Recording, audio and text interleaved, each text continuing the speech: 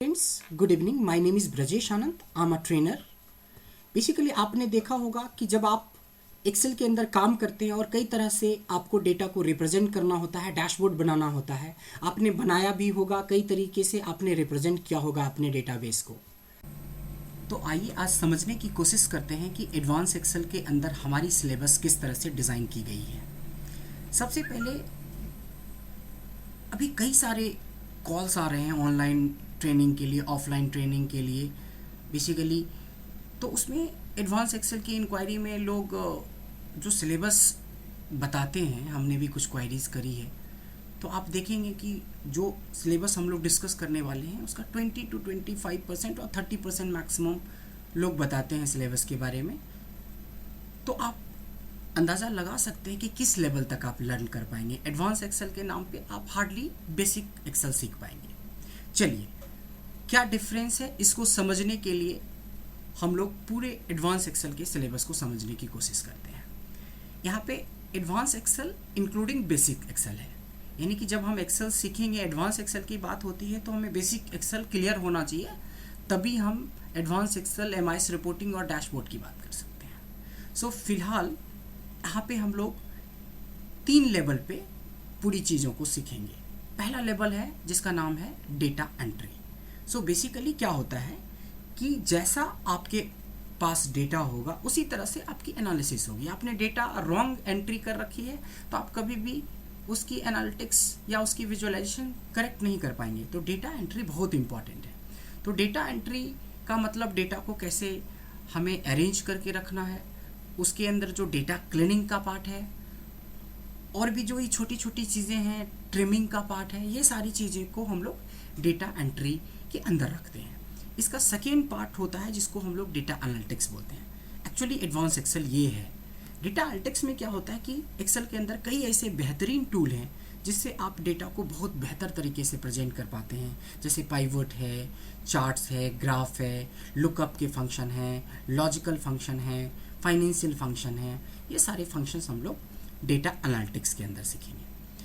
तीसरी चीज़ होती है जिसको बोलते हैं डेटा विजुअलाइजेशन। क्योंकि डेटा एनालिटिक्स में जाते जाते तक आप एमआईएस रिपोर्टिंग बनाना सीख लेंगे, बेहतरीन एक रिपोर्ट्स आप जनरेट कर सकते हैं। लेकिन फाइनल स्टेज क्या होता है कि जो रिपोर्ट आपने बनाया है उसको बहुत अच्छे तरीके से प्रेजेंट करना भी एक बहुत बड़ी चीज़ होती है। तो डेटा विजुअलाइजेशन में सिर्फ हम प्रेजेंटेशन नहीं सीखेंगे, हम एक एक बटन पे पूरी के पूरी एनालिसिस चेंज कर सकते हैं। जब हम लोग डैशबोर्ड के बारे में डिटेल में बात करेंगे तो ऑब्वियसली आपको ये पार्ट पता चलेगा कि किस लेवल की मैं बात कर रहा हूँ। आइए, अगर हम लोग डिटेल में बात करें, वैसे तो पूरी सिलेबस अगर आप चाहेंगे तो मेल कर देंगे आपको, लेकिन एक मोटा मोटी बात करें अब कि एडवांस एक्सेल के साथ हम लोग जो एमआईएस रिपोर्टिंग वगैरह सीखेंगे उसमें क्या क्या होगा।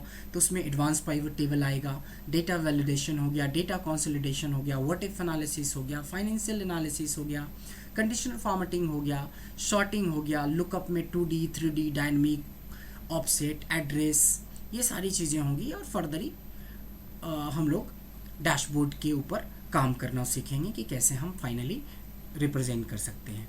इन डिटेल सेक्शन 1 में हमने छोटी छोटी चीज़ें के रखा है जो कि काफ़ी इंपॉर्टेंट है, जैसे सॉर्टिंग है, फिल्टर है, सम का फॉर्मूला है, विदाउट रेफरेंस के फॉर्मूले हैं, विथ रेफरेंस के फॉर्मूले हैं, लोअर है, पर ये सारी बेसिक चीज़ें आप पढ़ेंगे।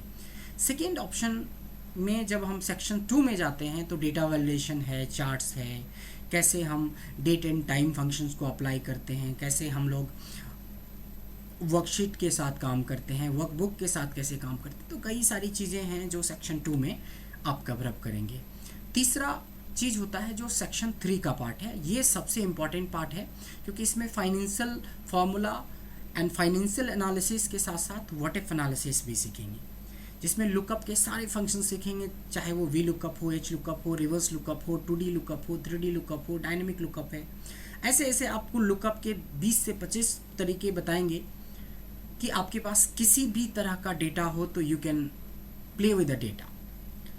अब आती है बारी लास्ट, जिसको हम लोग सेक्शन 4 में रखा है। इसमें हम लोग डैशबोर्ड बनाना सीखेंगे कि कैसे बेसिकली जब आपने पूरी चीज़ें सीख ली है तो फाइनली आपको कैसे रिप्रेजेंट करना है डेटा को, जैसा कि हमने पीछे डैशबोर्ड में बताया था। तो कई तरह के डैशबोर्ड बनाना सीखेंगे हम। स्पीडोमीटर डैशबोर्ड हो या सेंसर डैशबोर्ड हो, केपीआई डैशबोर्ड हो, बैटरी चार्ट डैशबोर्ड हो, तो कई सारे डैशबोर्ड्स बनाना चाहेंगे और एक एक क्लिक पे आप देखेंगे कि पूरी की पूरी एनालिसिस आप कर पाएंगे। तो आइए अब इसके बारे में अगर आपको डिटेल में समझना है तो इसकी लाइव जो है उसके डेटा पे हम लोग चल के देखते हैं कि फाइनली हम कैसे इसको रिप्रेजेंट करते हैं। लेकिन रिप्रेजेंट करने से पहले कुछ बातें और है जो हमें डिस्कस करना होगा। वो डिस्कस करना बहुत ज़रूरी है, दैट इज़ अबाउट ट्रेनर।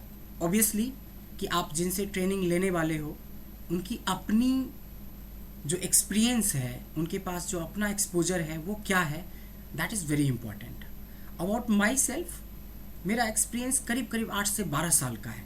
8 से 12 साल इसलिए मैं वेरिएबल लिख रहा हूँ कि इसमें ट्रेनिंग तो 12 साल है ही, मैंने करीब करीब 10 साल के आसपास different companies like all India management association, times of India, Hindustan times, Indian market research bureau, इसमें काम करा हुआ।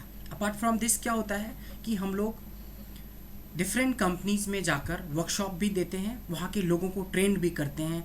जैसे आप बात करेंगे आसियाना टावर है, शिडवल है, गेमलॉफ्ट है, इसके अलावा आप देखेंगे कि एनआईटी के अंदर कई ऐसी कंपनीज हैं, एक दो नहीं है, हज़ारों कंपनीज हैं जहाँ पे हमने जाके वहाँ के लोगों को ट्रेन किया है। So this is actually workshop kind of thing. उसके लिए भी हमें लोग अप्रोच करते हैं। तो आप समझ पा रहे होंगे कि अगर हमने इस तरह के कंपनीज में काम किया है, इस तरह की कंपनीज के लिए काम किया है, तो ऑब्वियसली हमने डेटा के साथ काफ़ी कुछ किया होगा। तो अगर आप इसको बहुत अच्छे तरीके से सीखेंगे तो ऑब्वियसली आपकी जो कहते हैं ना कि वर्क करने का जो तरीका, नज़रिया, सब चीज़ बदल जाएगा आपका। जो काम आप घंटों में करते थे वो आप मिनट में करेंगे, जो पूरे दिन में करते थे वो घंटों में ख़त्म कर सकते हैं। तो ये सारे 10x ग्रोथ एंड प्रोडक्टिविटी की बात मैं कर रहा हूँ यहाँ पे। आइए, कुछ लोगों ने ये भी जानने की कोशिश करी बेसिकली कि बेसिक टू एडवांस एक्सेल किन के लिए ज़रूरत है, किन लोगों को सीखना चाहिए। लिटरली आज एक्सेल के अंदर ऐसे ऐसे फीचर्स हैं जिसमें आप किसी भी फील्ड से हो आपको सीखना चाहिए। चाहे आप बीटेक इंजीनियर हो, कंप्यूटर साइंस के स्टूडेंट हो, आप सीनियर मैनेजमेंट में आप काम कर रहे हैं, आप बीपीओ में काम कर रहे हैं, आप एमएस के अंदर काम करते हैं, आप अकाउंट्स के अंदर हैं, आजकल सीए, सीएस, इन लोगों को इतने रिपोर्ट्स बनाने पड़ते हैं कि ये लोग भी आ रहे हैं सीखने के लिए। हमारे पास कम से कम 40 से 50 सीए होंगे जो अपने काम को ईजी करने के लिए अभी तक मिल चुके हैं और ट्रेनिंग ले चुके हैं, जिससे कि उनके काम में काफ़ी प्रोडक्टिविटी आ चुकी है। उसी तरीके से डेटा एनालिटिक्स की प्रोफाइल वाले लोग, किसी भी तरह के, ओवरऑल आप किसी भी फील्ड से हो तो आपको एक्सेल सीखना चाहिए, या यूँ कहें कि एडवांस एक्सेल सीखना चाहिए। हाँ, ये डिपेंड करता है कि आप कहाँ से सीख रहे हैं, आपके ट्रेनर कैसे हैं, उनकी अपनी प्रोफाइल क्या है, तो ये मायने रखता है सीखने की। सो फाइनली अगर हम लोग अच्छे से एडवांस एक्सेल सीख पाएंगे तो अब हम ये समझने की कोशिश करें कि किस तरह की एनालिसिस कर सकेंगे, right. So first of all देखेंगे कि एक मैंने डेटा खोल रखा है। इस डेटा में आप देखेंगे कि यहाँ पे कुछ बच्चों के नाम हैं, उसके एम्प्लॉय आईडी है और उसकी परफॉर्मेंस है 3 महीने की, राइट।